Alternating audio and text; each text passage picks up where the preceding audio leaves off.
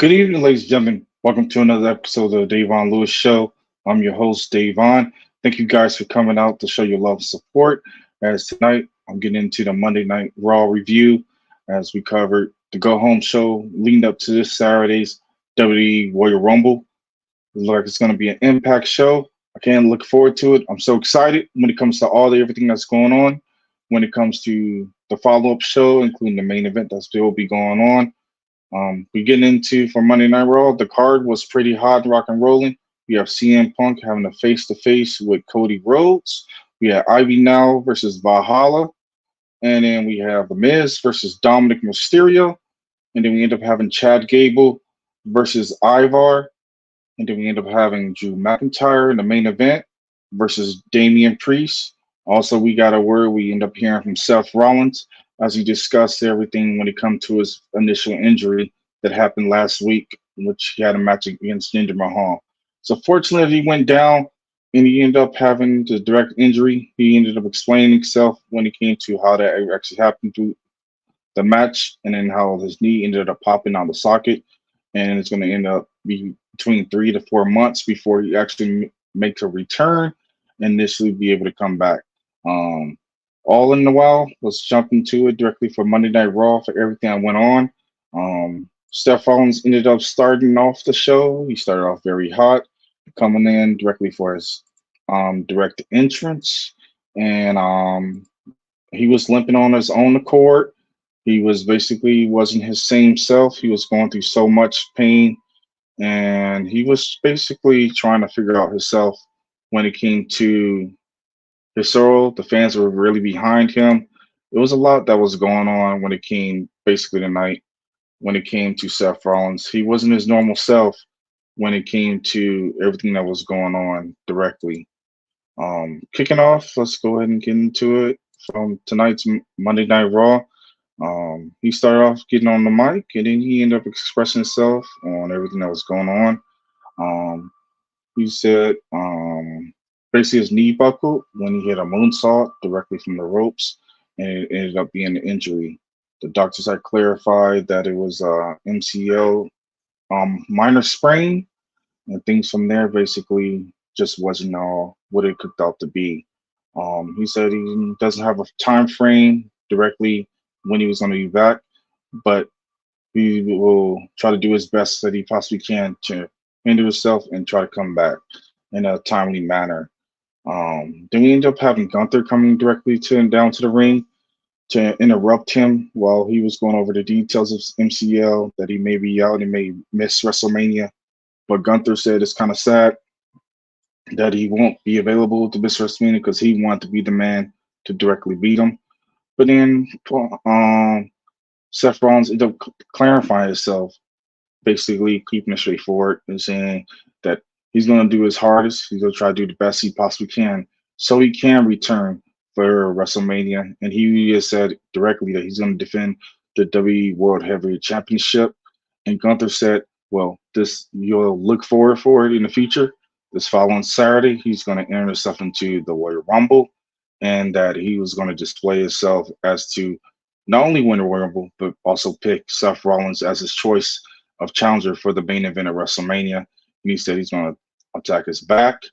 And he's going to go for all the other injuries that Seth Rollins is going through, and he's going to beat him like a mule and pin him directly in the ring.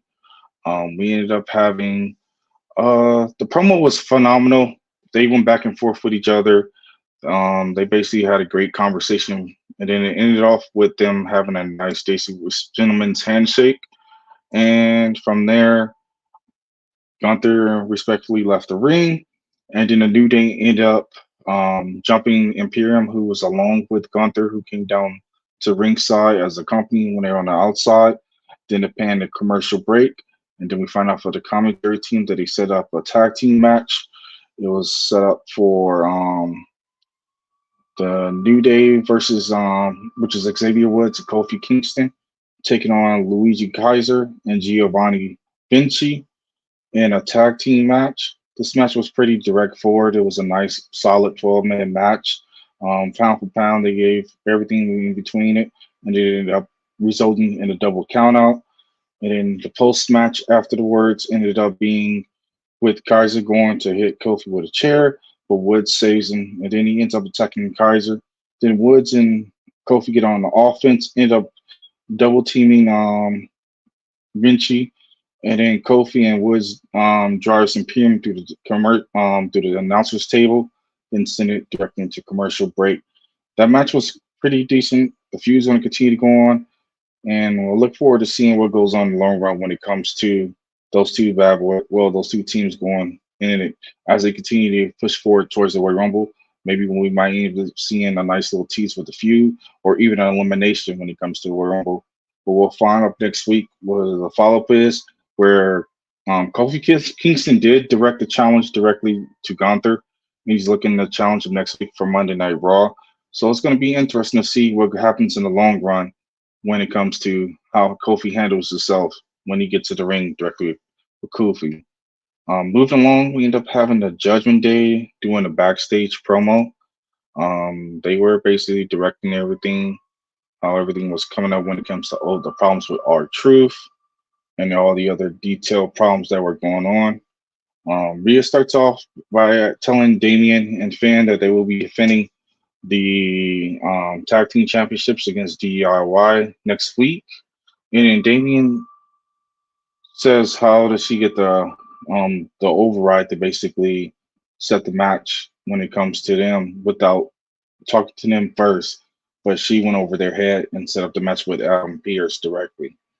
And then Damian Pierce says that he's got to handle Drew McIntyre, Eniax Rhea, and stop him going to Adam Pearce's office and look to book book that match directly for the main event, and it ends up being a card. Then he walks away. Then Rhea looks over at Dominik and JD, and she says she's highly disrespected, and they need to handle and take care of DIY. And Rhea tells Balor as well that he will be a ringside for Dominik's match, and she says it's been a while since she has been seeing the vicious side of Finn Balor, and she wants to see that side come directly out as they go from there. Then they cut to the next segment, Ivy Niles. She's in an interview with Miss Jackie, and she has Maxine by her side as she's discussing her singles match against Valhalla. And she says Valhalla isn't ready for her Ivy. And the Creed brothers come along as well, hyping up and boost her up, getting ready for the singles match. And she said she got it. Her head's directly in the match, and she needs no distractions from there. Then they come back from commercial break, and then they follow up directly with that women's match, which was Ivy Now versus Valhalla. That match was pretty okay. It was pretty slow, but it wasn't getting enough time when it comes to that direct match. But that match was pretty decent for what it was, on and off. And it was a quick old-fashioned match. Ivy Now ended up defeating Valhalla by throwing her directly into the post, and then following up with a bulldog off the top ropes for the direct victory. That was a nice little victory for Ivy Now picking it up for basically avenging when Valhalla had attacked her golden girl, her future tag team partner, for the most part, attacking Maxine.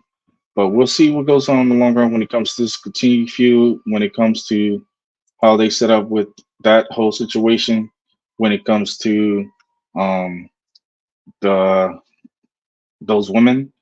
But the most part, it was pretty chill for my own personal opinion. Nia Jax. Moving along with Nia Jax. She was in basically an in-ring promo along with Becky Lynch and Bayley. They all were discussing the cases this following Saturday for the Royal Rumble, which is going to be taking place as all ladies are being entered into the Royal Rumble. And they basically expressed their future endeavors as what they will be going, what's happening, different showcases and stuff like that. Then they ended up going from bad to worse as they ended up all basically just fighting each other, and it turned into a nice pandemonium as Becky Lynch ended up manhandle slamming directly Bayley, and then Nia Jax ended up knocking out Becky Lynch over to the ropes, and then ended up leg dropping Bayley directly to the outside. So it made Nia Jax look dominant as she's going directly into the Royal Rumble.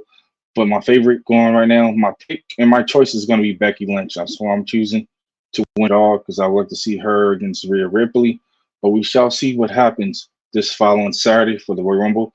But this was a phenomenal little showcase, a nice little promo as Nia did get the victory over Becky Lynch, and then Bailey's making her case. It looked like she's slowly trying to branch off into her own little self and trying to figure herself out. But it looks like it's going to be a nice demeanor when it comes to those three ladies, and we shall see what goes from there. Then we move along to Dominik Mysterio taking on The Miz, along with Finn Balor, who's directly a ringside. This match was pretty old-fashioned chain wrestling, straightforward. It was quick interchange moves directly. Both competitors put their all in directly into this match. I fully enjoyed it when it came to how they did things, but I was highly disappointed as well at the same time the way how the match ended with Finn Balor assisting with a cheap shot directly over onto the Miz and knocking the Miz down, and then Dominic ended up taking advantage of that with the 619, and then follow up with the Frog Splash for the victory, and going from there.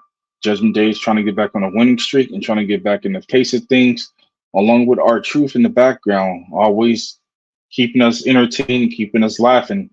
And I enjoy our truth. He's another little puzzle and piece when it comes to Judgment Day and how they basically direct themselves and how they go about everything.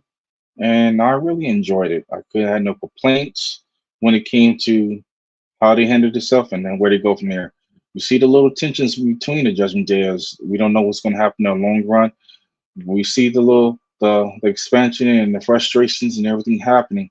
But maybe we'll get a little bit more deeper, serious side of Judgment Day and getting back on the court and working together and going from there to be the dominant again. But as they're still got the women's championship over, which is Rhea Ripley's holding, and then we have still Finn Balor and Damian Priest as the tag team champions. And then Damian Priest is the Money in Bank holder, which gives him an opportunity at any championship of his choosing. And so he's still in the wind of no, we don't know which direction he's going to go. It could be a curveball the way how Hunter has been booking everything. Right now, he's been really heavily focused on the World Championship, but we never know what could happen during this period where we see what happens from there for the most part. Then we cut to a backstage interview with Damian Priest. Speaking of him, he addresses a lot of things when it comes to the main event. And then he gets a little interruption, of course, from R-Truth, who's having a nice little jokes and everything in between. And Damian Priest is in the serious mode at this point. He's not trying to laugh or joke and be buddy buddy and joke when it comes to R-Truth. He wants to focus directly on Drew McIntyre, and then it cuts directly to commercial break from there. Then they move forward into a video package, which was the main event, which is Drew McIntyre and Damian Priest. It was a nice little package how they showcased both men. Drew McIntyre is still looking be on the steamroll as he's looking to bounce back as he had his opportunities for the WWE World Heavyweight Championship. And Damian Priest is still in the win looking to get his first championship win. But these two are on a clash course and they're trying to figure out what goes on from there. But they have pretty much very valid bad blood for each other. And we shall see what happens in this standing feud. I look forward to seeing it become phenomenal and seeing where they go from there. And we'll put it to rest on that. Chad Gable, he's in a following match with Ivar. This match was pretty interesting. It was pretty decent. Kept me invested. The fans were highly invested behind Chad Gable. They really have a great chemistry, the way how they deliver themselves. This match was straightforward with a nice hot spots, chain wrestling. Ivar was really using his dominance throughout this match as being a big man. And Chad Gable really showed off his strength, showing he still continue to be impressive, but he's still kind of taking a back seat right now. I would love to see him get back in the upper tier of the mid card and become phenomenal as the way he possibly can. Chad Gable ended up picking a victory over Ivar. He ended up not Chad Gable, basically Ivar ended up picking a victory when Chad Gable was going directly to the top ropes, and then he was distracted by Valhalla, and Ivar ended up slamming him and then hitting the Doom Salt for the direct victory. It was kind of sucked to see Chad Gable go down for the having his eyes directly at the lights, but for the most part, Ivar is still on a major win streak as he continued to keep the pace going and doing his thing directly. Bronson Reed, he was in a nice backstage segment package. He was directing his passing, and then he's looking to cross path with Jey Uso. Jey Uso is really kind of in his sights, and he challenged him next week for Monday Night Raw for the opening go home show directly after Royal Rumble. So we shall see how that match will be. It looks like that's going to be a nice high profile match. Bronson Reed is known for being a agile brick man, and Jey Uso always know how to rock the crowd and keep us invested. We shall see if he's one of those runner-ups to be one in the final four in the Royal Rumble. But I look forward to seeing how well this turns out for this following Saturday. Moving forward, we have Cody Rhodes and CM Punk. Keeping it straightforward, this promo was red hot. I can be straightforward on that. The way how they delivered themselves, how they presented themselves, how they were talking pieces back to forth each other, hitting some high memory moments about OVW. And the highlight was one of the big things was when CM Punk told Dusty Rhodes, not Dusty Rhodes, but Cody Rhodes directly, he says, "I'm more American Dream than you directly are." And then Cody Rhodes had a counter for that. He says, "I'm more CM Punk than you are when you dropped your ball and left 9 years ago." So it was a nice little follow up with this promo. I highly recommend if you have some downtime on YouTube or any other social media outlets to go check out that promo. They both did a phenomenal job the way how they displayed themselves and how they talked and spoke confidence with each other. And you can see that that's money written all directly over it, the way how they direct themselves and then the pace of that promo. And they worked very well and meshed together phenomenally. And I really enjoyed the way how those two work together. And I want more of it. And I wouldn't mind I'll sit there and pay all day long to see Cody Rhodes and CM Punk go back and forth, or even when they eventually down the line in the future go in the interchange and have a nice match. Indy Hartwell and Candice LeRae was in a women's tag team match with Shayna Baszler and taking on Shayna Baszler and Zoe Starks.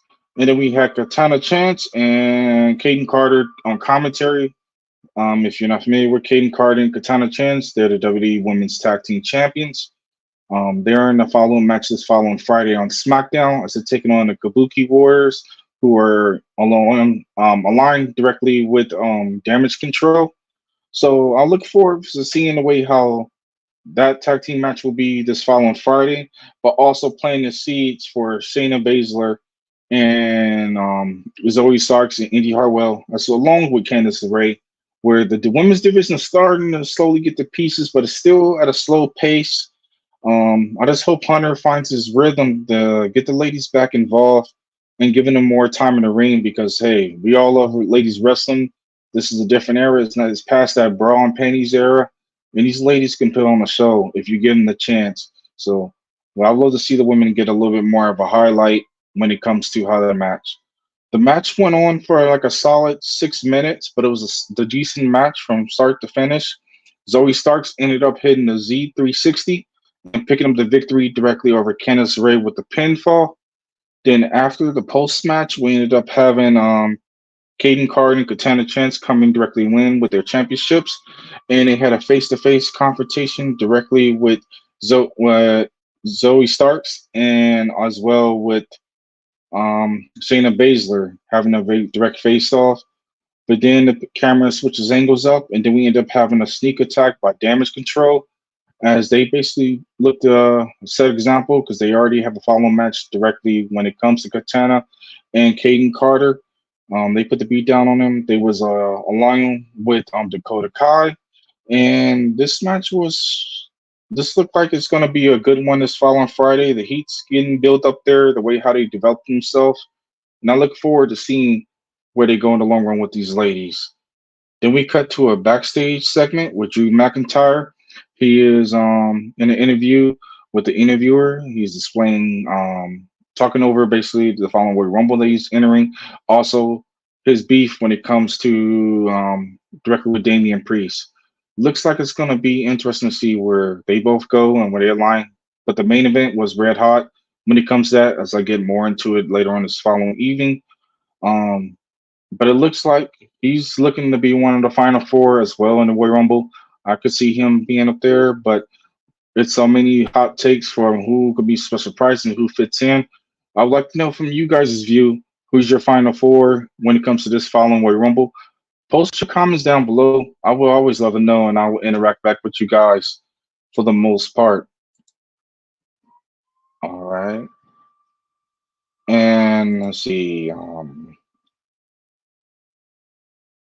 Let me see. And then moving along, we ended up having a backstage segment as well with Damage Control as they're talking to Adam Pearce.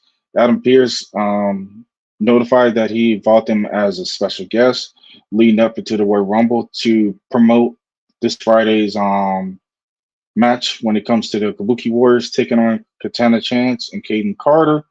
But of course, the other women that were there from Monday Night Raw didn't like that, and they were displeased how SmackDown women are coming over to Raw and putting a beat down on the champions. But of course, Bailey ended up laughing it off, kind of just teasing them, and then made it strictly clear once they win the championships this following Friday, you will see a lot more of Damage Control being involved in both shows. But we shall see. It looks like if things are aligning right, Kabuki Warriors could be end up winning the championships again this Friday. But tune in; they're going to be on Fox directly as being the Go Home show, the last show before this following WWE Warrior Rumble. And I look forward to seeing the showcase to see what goes on from there. Then they moved on to a commercial break and they come back with the Royal Rumble statistics highlight package. They went over all the guidelines from winners, from high spots to everything that went on directly from the previous years of the past years of Royal Rumble, including winners, including people that got eliminated and stuff like that. They have a nice little package. You can check it out directly on YouTube or their social media accounts directly on WWE. And you can't go wrong when it comes to seeing the different little highlights if you want to check that out at your own time and convenience. I know everybody's busy in their own schedule, but feel free to check that out. And you might see some things or even some hiccups if you haven't caught up on wrestling in the Royal Rumble from the past years, or you like to see some memories, you can check it out. They also follow up with all the actual card for this following Saturday directly, and they had listed all the matches directly. Then they skimmed over and got ready for the following interview package match, which is for next following Monday Night Raw. It was Kofi Kingston taking on Gunther for the Intercontinental Championship, and then Jay Uso taking on Bronson Reed. As the commentators basically confirmed that those matches will be taken over next following week, the following after Royal Rumble this following Saturday. And so I look forward to between those two matches. Those two matches are going to be a banger.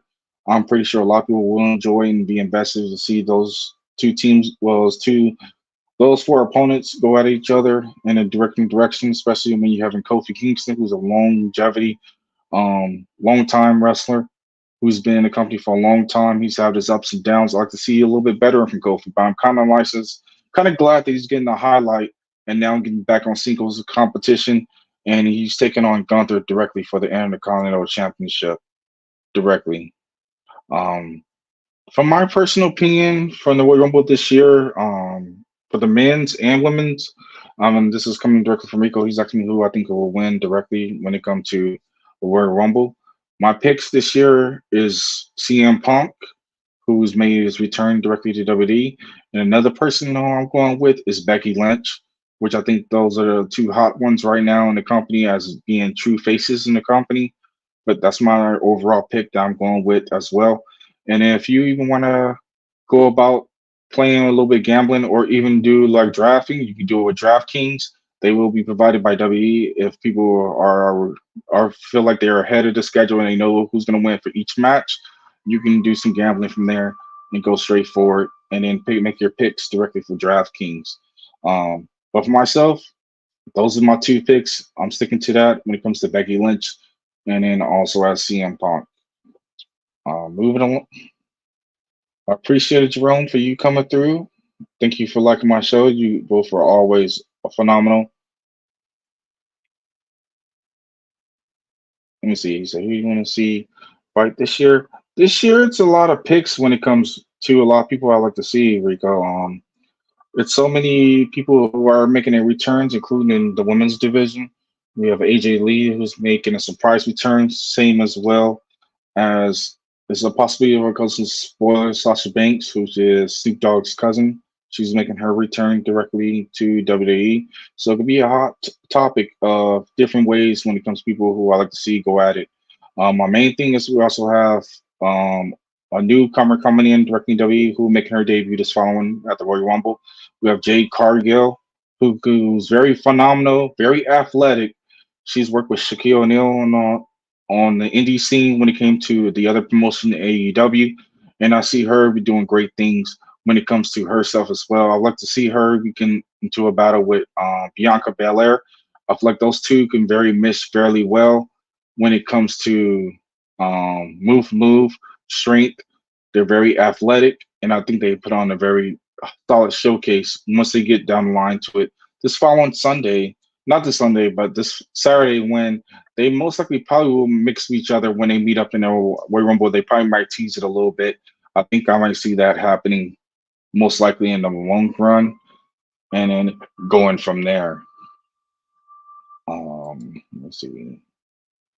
And the other matches this following week, I see Roman Reigns directly retaining his WWE Undisputed World Heavyweight Championship. The WWE Championship, basically, he's been undefeated for over 1,000 days plus, and is going on his fourth year as a champion. And he's holding very strong. He's in a fatal four-way this following Saturday, as he's taking on LA Knight, AJ Styles, and Randy Orton in a fatal four-way.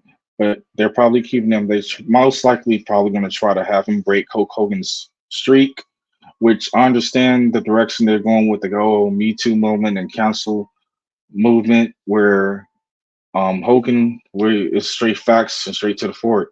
He's a known racist when it comes to how he delivers himself, and he's been none the point intended. He's been straightforward with how he felt and how he deliver himself. But I see why they're trying to up the cards and change the history books just a little bit. But even though that will be second place or close to third or second place when it comes to overall the wins, when it comes to holding the championship that long, they're basically trying to rewrite it because a lot of people just displeased on the way how they display and who Terry Bollea is as a general person.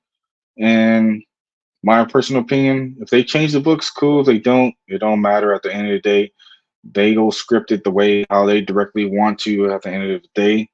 But if they go that route, because a lot of fans are displeased with the comments directly that was displayed by Terry Blair, known as Hulk Hogan, then that's what it is. Of course, he was part of my childhood, but straightforward, people can forgive, but they don't forget. And I'm straightforward with that. I have no likes for it whatsoever. I could care less about what he does in his own time. But what he did in the ring, that's cool and all. But for myself, I haven't. If it was a thing of meeting him or hanging out, I wouldn't be too super excited about that. I wouldn't just move along directly when it comes to that.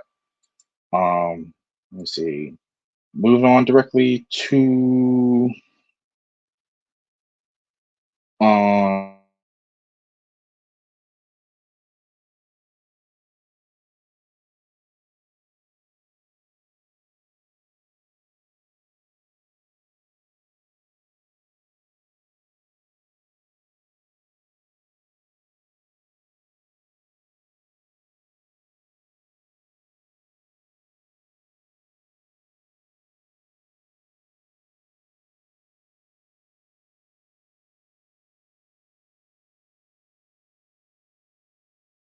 coming along. Okay, cool.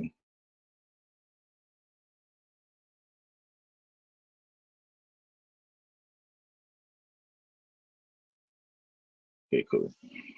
But the main event was Damian Priest versus Drew McIntyre. This match was pretty much full on hard hitting, chain wrestling all the way through.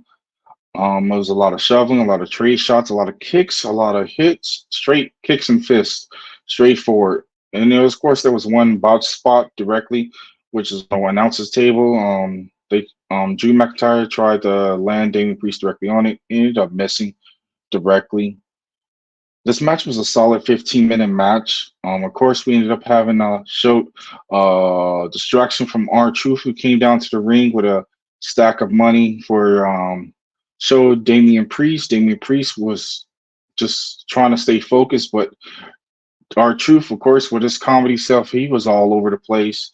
He continued to keep things live and entertaining each and every single time you see R-Truth.